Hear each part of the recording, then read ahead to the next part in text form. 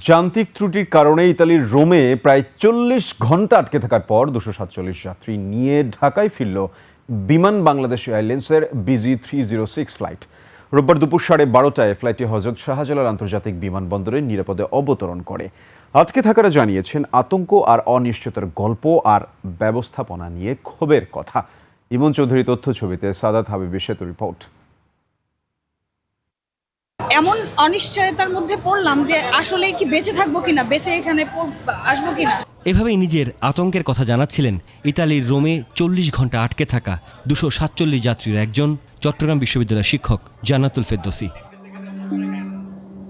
বৃহস্পতিবার স্থানীয় সময় বিকেল 5:18 কানাডার টরন্টোর পিয়ারসন আন্তর্জাতিক বিমানবন্দর থেকে ঢাকার উদ্দেশ্যে যাত্রা করে বিমানের বোয়িং 787-9 ড্রিমলাইনার। উড়োজাহাজটি প্রায় টানা 8 ঘন্টা উড়ার পর যান্ত্রিক ত্রুটির কারণে রোমের ফিউমিচিনো বিমানবন্দরে জরুরি অবতরণ করে।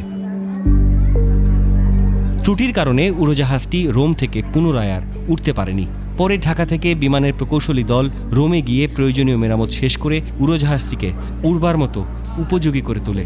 প্রায় দীর্ঘ 40 ঘন্টা রোমে আটকে থাকায় চরম ভোগান্তিতে পড়েন যাত্রীরা। আমাদের নাই কোনো থাকার জায়গা, বসার জায়গা, শোয়ার জায়গা।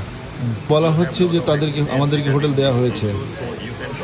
পুরা মিথ্যা কথা, এর জন্য বিচার হওয়া দরকার। ওনারা বলতেছে যে আপনারা হচ্ছেন ইউ কান্ট্রির বাইরে, তাই আপনারা এই সুবিধা পাবেন না। মানে সোজা কথা, আমাদের বাংলাদেশি পাসপোর্ট বলে এই সুবিধা আমাদের